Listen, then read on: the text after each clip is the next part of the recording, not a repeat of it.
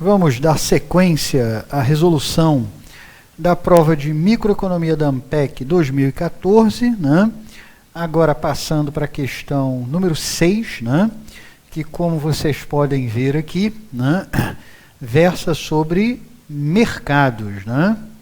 Então, segundo o enunciado, a curva de demanda de mercado do bem X é dada por QD igual a 200P elevado a menos 1,2, nota, né, que é uma curva de demanda isoelástica, né, ou seja, representada aqui por uma hipérbole equilátera, consequentemente, a elasticidade é constante aqui para qualquer preço, né, e é igual a menos 1,2, a elasticidade da demanda, né. A curva de oferta para esse mesmo bem X assume a forma, né, ou seja, 1,3P, né? Então, nota que é uma reta positivamente inclinada que sai da origem, então, consequentemente, a elasticidade da oferta é unitária, né? Também já sabemos disso aqui, né? Supõe ainda que o governo resolve intervir nesse mercado por razões ambientais, né? E define uma cota de produção máxima que é igual a 11 unidades de X no mercado.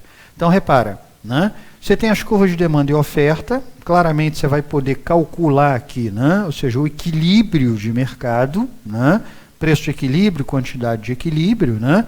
Certamente vai encontrar uma quantidade maior do que 11, né? Porque, repara, depois o governo vem aqui e impõe uma cota de produção máxima, né? Por razões ambientais, consequentemente, vai obrigar as firmas aqui a só produzirem 11 unidades, né, e não que elas vinham produzindo, né? Então, quanto aos itens aqui, item 0, o preço de equilíbrio de X no mercado sem intervenção, claro, a primeira coisa que a gente vai ter que calcular, ou seja, né, qual seria o equilíbrio sem a imposição da cota por parte do governo, né? E segundo a afirmação, o preço de equilíbrio de X no mercado sem intervenção é 9,87, o que também vai nos permitir, substituindo depois ali na demanda ou na oferta, está mais fácil substituir na oferta, né? Calcularmos a quantidade de equilíbrio caso não existisse a cota, né? Então, para calcular equilíbrio de mercado, padrão, né? Ou seja, vou igualar a oferta à demanda, calcular o preço de equilíbrio, substituir ali na curva de oferta ou na curva de demanda, calcular a quantidade transacionada, né? Só que nesse caso, obviamente, vai dar um trabalhinho, né? Que, como vocês podem ver, né? Ou seja, até que para calcular esse não, né? Porque a curva de demanda ali não é linear, mas essa aqui não vai dar muito trabalho, não. Então, preço de equilíbrio de X no mercado sem intervenção é 9,87. Vamos lá, né? Bom, a gente vai ver que isso aqui é verdadeiro, mas eles anularam o item, tá? Bom, provavelmente, né, ou seja, anularam o item, né, pela, talvez, complexidade da conta. Como quem diz, deu uma conta chata de fazer sem máquina, né, de calcular, e você não pode usar a máquina de calcular, né? Claro que quando eu calculei isso aqui, eu usei a máquina, tá? Mas, enfim, né, porque dá para calcular, tá? Quer dizer, e a gente vai ver que o preço é realmente 9,87, não tem problema nenhum. O problema seria, na verdade, como vocês vão ver aqui, ter que fazer algumas contas que vão aparecer aqui, né, sem a utilização da máquina, né? Então, para a gente calcular, né, o equilíbrio, a gente vai igualar a demanda à oferta tradicional, né? Então, consequentemente, vou pegar aqui a curva de demanda, vou igualar a oferta, tá? Consequentemente, né? Ou seja, eu vou pegar aqui, né, o preço, né, ou seja, que está aqui do lado esquerdo, né, ou seja, eu vou passar para o lado de lá e vou ficar com P elevado a 1 sobre P elevado a menos 1,2. Aí vou pegar esse P elevado a menos 1,2, vou passar para cima e vou ter P elevado a 2,2, né? E isso vai ser igual, né? Ou seja, a 200 sobre 1,3, né? Consequentemente, o preço de equilíbrio vai ser 200 sobre 1,3 elevado a 2,2, né? Certamente por isso, né? Ou seja, que eles anularam esse item aqui, tanto que não anularam os outros, tá? Ou seja, alguém deve ter reclamado do seguinte, né? Ou seja, como é que eu vou calcular 200 sobre 1,3, já vai dar um número bem quebrado, né? Elevado a 1 sobre 2,2. Sem máquina de calcular? Claro, dá para calcular, mas assim, né? Não é uma coisa lá muito trivial. Agora, né? É possível de ser calculado e com isso você teria um preço de equilíbrio realmente 9,87. Então seria verdadeiro se eles não tivessem anulado isso aqui. E substituindo o preço de equilíbrio de 9,87, né, aqui na curva de oferta que está melhor de calcular, né? Ou seja, porque aí a quantidade vai ser 1,3 vezes 9,87, ou seja, 12,83, né? Então, temos preço, quantidade de equilíbrio, né? Até coloquei a observação aqui, né? Dizem que a questão foi anulada não pelo conteúdo, né? Porque, assim, é possível de se calcular isso aqui, tá? Mas pela complexidade do cálculo, né? Porque não é permitido utilizar a calculadora, né?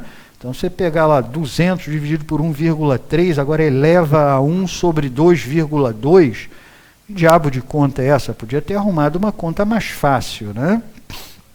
Enfim, então, o item 0. Já o item 1, vem lá, a intervenção do governo provoca um ganho de bem-estar para todos no mercado.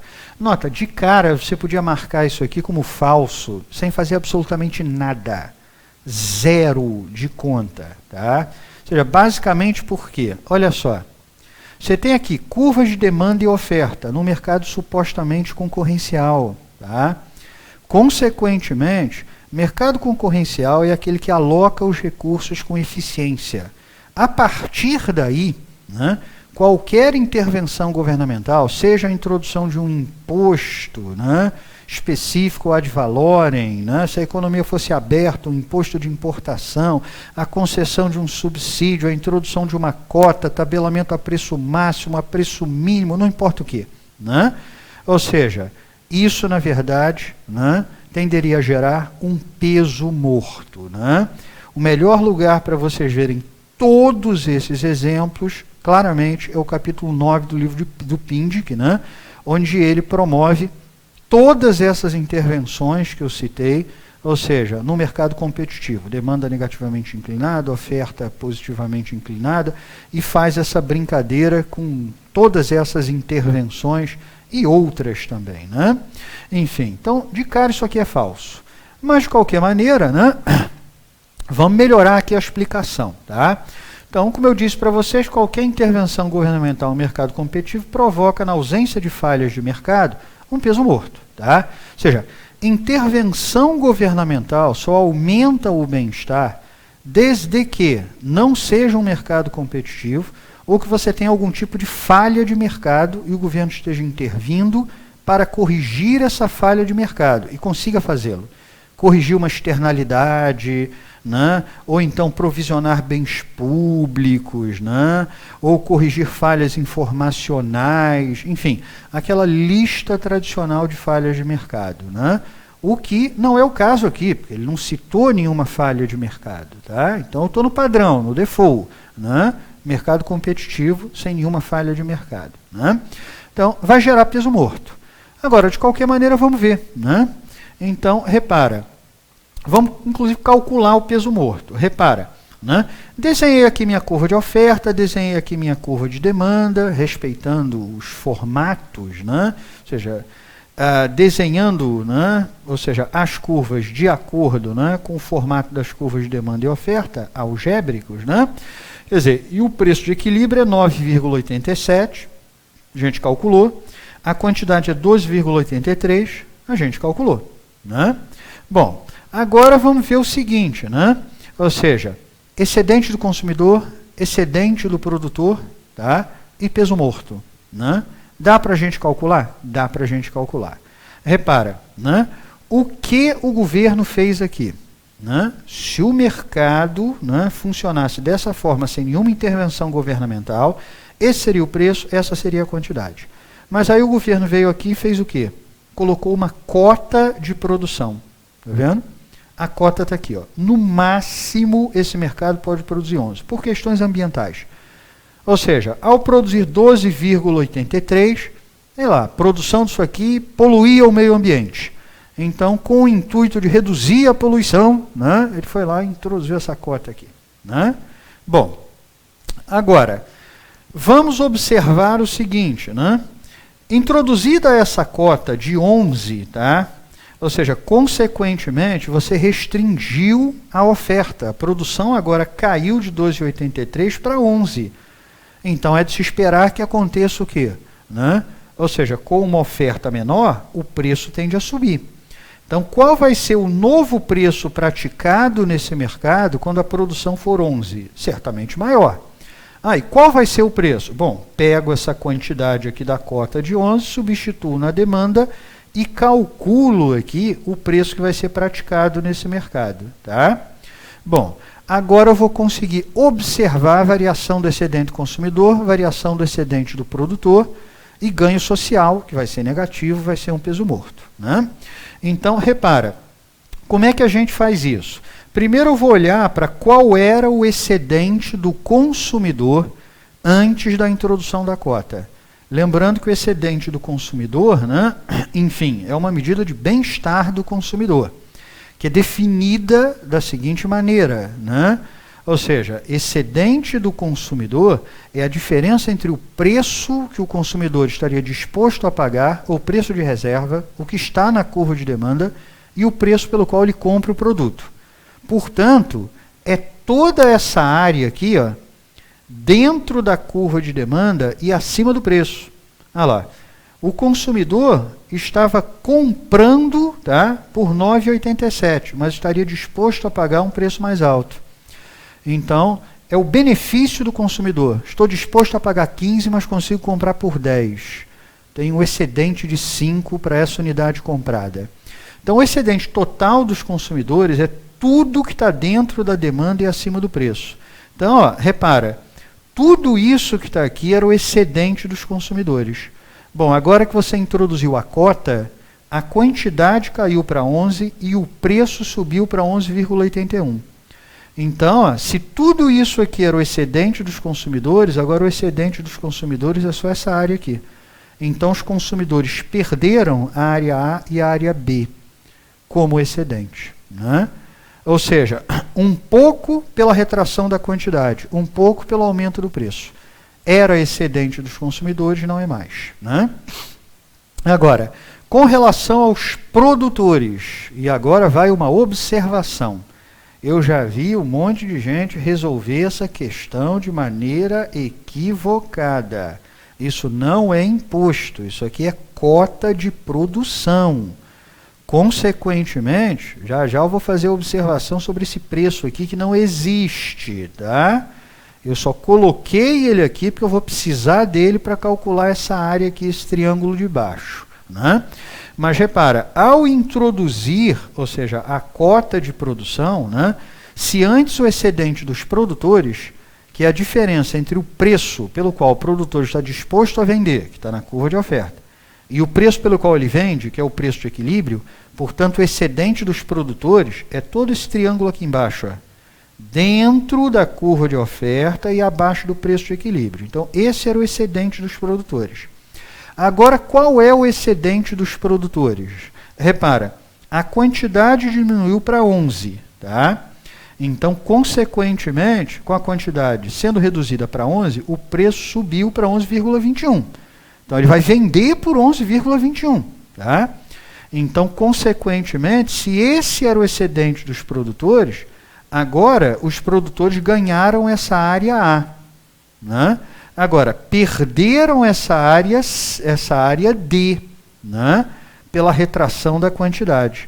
Então, agora o excedente dos produtores, na verdade, é isso aqui, ó.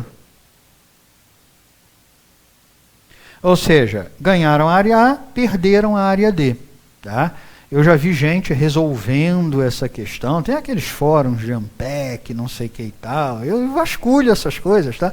Muitos anos dando aula para o pessoal da Ampec e tal, e também os alunos me mandam e-mail, enfim, né? Então, consequentemente, assim, eu já vi muita gente, na verdade, ou seja, capturando essa área como isso aqui fosse o preço, né? Ou seja, pelo qual o produtor vende. Não, esse preço não existe. Tá? Isso não é imposto. O consumidor não paga isso e o produtor recebe isso e a diferença é imposto. Não tem imposto. O governo obrigou as firmas a reduzirem a quantidade. Quando aconteceu isso, o preço subiu.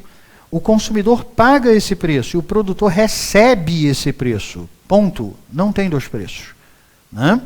Então, consequentemente, né, temos ali a variação do excedente do consumidor, menos A menos B. Variação do excedente do produtor, ganhou A e perdeu D. Nota, inclusive, que se a área A for maior do que a área D, isso beneficiou os produtores. Eles produzem menos. Em compensação, vendem a um preço mais alto. Né? Ou seja, a receita deles aumentou, o lucro pode ter aumentado. Né? Então, consequentemente, está lá. Né?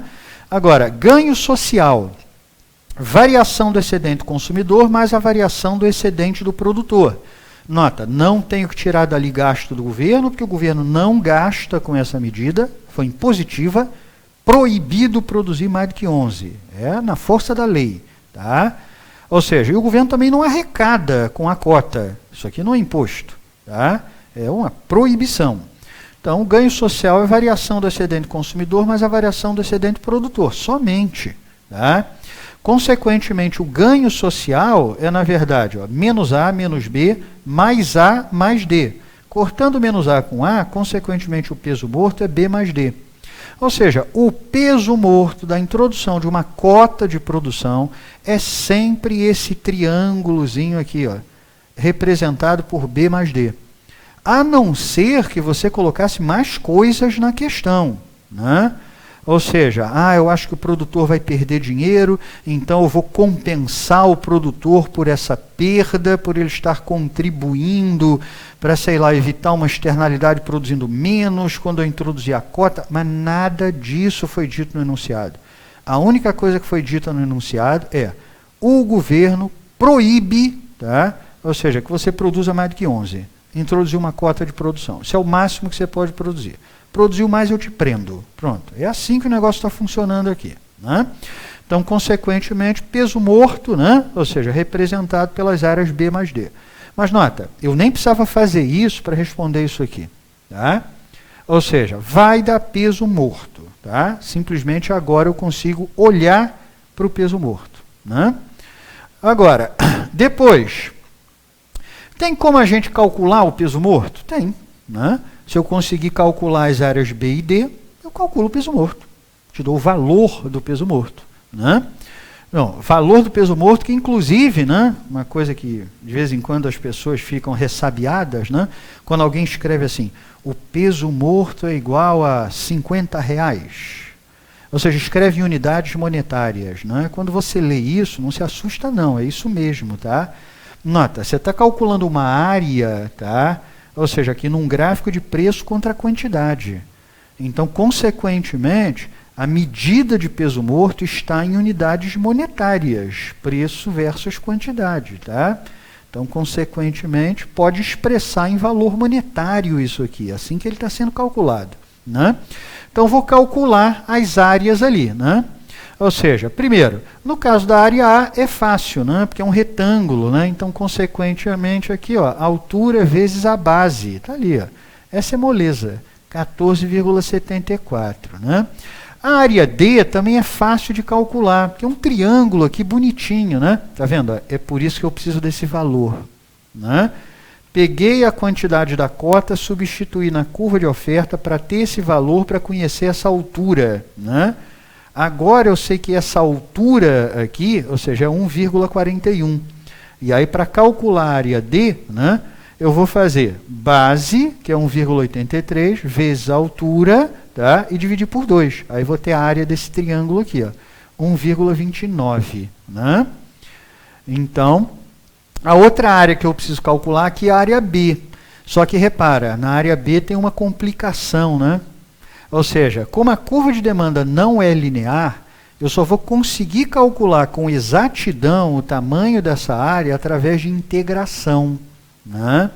Se eu, na verdade, fizesse uma aproximação, tá, imaginando uma curva de demanda linear, eu teria um erro cometido aqui. E o problema é que, a princípio, eu não sei qual é o tamanho desse erro, tá? E eu até vou dizer para vocês, sempre que eu faço isso aqui, eu acabo calculando em casa também, ou seja, por aproximação, como se fosse uma área do triângulo, né? E nesse caso, o erro é considerável, tá? Não é um erro que você possa, assim, desprezar, não, tá? Então, a gente vai calcular aqui por integração. Então, consequentemente, para calcular essa área B aqui por integração, o que, que eu vou ter que fazer, né? Repara, é a integral, tá? Ou seja, de 11 até 12,83, tá vendo? Que é o tamanho da base aqui, né? Ou seja, da curva de demanda, tá vendo? Então, estou integrando aqui, né, a curva de demanda nesse espaço, onde a curva de demanda é 200, né, sobre Q, né? Ou seja, elevado a 1 sobre 1,2, coloquei em função de P, tá? De Q? Menos 1,83 vezes 9,87. Né? E aí é bom entender por que apareceu esse segundo termo aqui, menos isso. Né? Porque se você considerar somente essa integral aqui nesse intervalo, você vai estar capturando, ó, todo esse pedaço abaixo da curva de demanda. Tá? Mas eu só quero esse, a área B. Então, depois eu tenho que jogar fora todo esse pedaço aqui. Ó, tá? Ou seja, a integral vai estar calculando tudo isso. Né? Como eu só quero B, eu tenho que jogar fora isso aqui. É o que eu estou fazendo ali. 9,87, tá vendo? Vezes 1,83. Então, estou jogando fora esse retângulo aqui, porque aí eu fico só com a área B. Bom, a partir daqui, entender o que você tem que fazer, aí é braço, né? Não tem lá muito jeito, né? Consequentemente, você tem que fazer a integral disso aqui, variando de 11 a 12,83, tá? Ou seja, e aí estou resolvendo aqui, menos 18,06, aí é conta pura, tá? Ou seja, para encontrar o valor de 1,79. Se não me falha a memória, por aproximação, tá? Ou seja, imaginando que isso aqui fosse um triângulo, tá? Dava 1,33, 1,3, alguma coisa assim. Nota, é uma diferença grande, tá? Então, consequentemente, ou seja, é meio arriscado fazer isso se você precisar de um cálculo com a mínima precisão, né? Então, logo, eu posso calcular o peso morto. O peso morto, na verdade, eu sei que é o somatório das áreas B e D, consequentemente, 3,08. Tá? Então, sem problemas. Bom, depois, apenas os produtores do bem X sofrem perdas de bem-estar decorrente da intervenção do governo. Repara, né? Ou seja, é falso, tá? Porque tem perda de excedente para o consumidor. E, inclusive, nota o seguinte, os produtores, nesse caso, ganharam, porque a área A é maior do que a área D. Né? Depois, deixa eu ver as observações que eu coloquei aqui, né? Ou seja, é aquela observação que eu tinha dito para vocês. Ó. Ou seja, por se tratar de uma cota de produção, que é proibição, tá? Ou seja, consequentemente, né? Ou seja, os produtores ganharam a área A e perderam a área D. Né? Ou seja, porque agora estão vendendo 11 unidades, né? Ou seja, mas a um preço mais elevado. Agora, isso permitiu a eles, como a área A é maior do que a área D, um ganho. Tá? E aquilo, ó, o preço de 8,46 não deve ser utilizado como referência para os produtores, porque eles não vão vender esse preço. Eles vendem lá o preço de mercado, não é imposto. Tá? Eu acho que quando o cara fez essa questão, ele já partiu da premissa errada. Né? Enfim, maiores detalhes, vocês podem ir lá no capítulo 9 do PIND, que você vai ver a diferença entre imposto e cota. Né? Agora, né? Depois, uma curva de demanda por X mais preço elástico, ou seja, mais elástica, induziria uma perda de bem-estar menor para os consumidores. Bom, vamos ver graficamente e depois buscar uma intuição para isso. Né? Então, o gráfico nos ajuda. Ó. Vou colocar uma curva de demanda mais elástica aqui. A gente vai ver que isso é verdadeiro. Quando eu coloquei uma curva de demanda mais elástica aqui, lembra? A perda de excedente dos consumidores é essa área amarela, mas essa área verde. Se a curva de demanda fosse mais elástica, tudo mais constante, tá vendo? O preço subiria menos com a mesma cota, consequentemente a perda dos consumidores seria menor.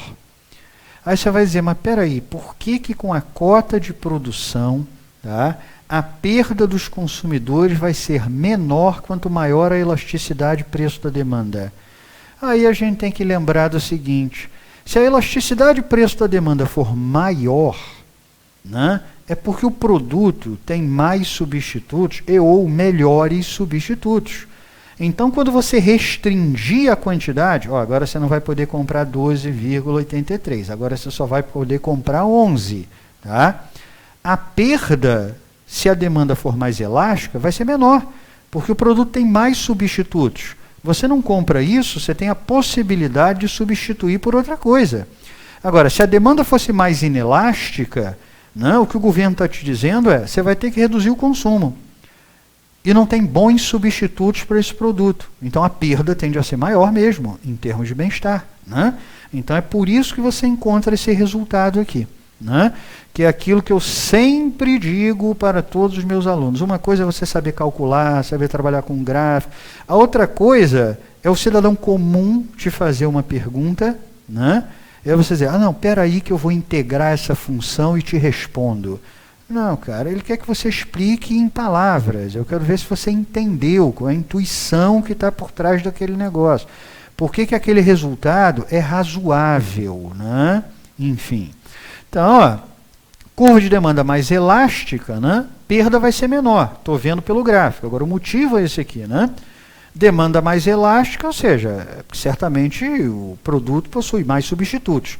Restringiu a quantidade, ou seja, tudo bem, não compro desse, posso comprar do outro. Né? Ele tem bons substitutos. Então a perda de bem-estar tende a ser menor. 4. A perda líquida de excedente dos consumidores é maior do que a perda líquida de excedente dos produtores. E isso ocorre porque a elasticidade preço da demanda é menor que a elasticidade preço da oferta. Vamos lá.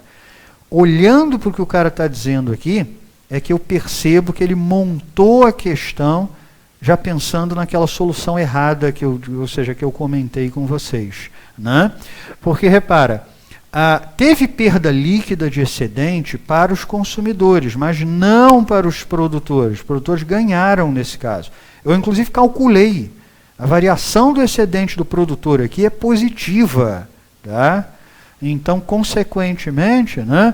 Ou seja, esse item aqui, na verdade, ou seja, ele é verdadeiro. A perda líquida de excedente dos consumidores é maior do que a dos produtores. É porque os consumidores perderam. Né? Ou seja, e os produtores ganharam. Tá? Então, consequentemente, acaba sendo verdadeiro. Né? Agora, de qualquer maneira, vamos lá. Faz sentido pensar em termos de elasticidade, preço de demanda? Faz, tá? E é uma outra coisa legal de vocês perceberem que é bastante intuitivo e permite a resolução de vários exercícios sem que você tenha que fazer um monte de contas quando você entende esse negócio.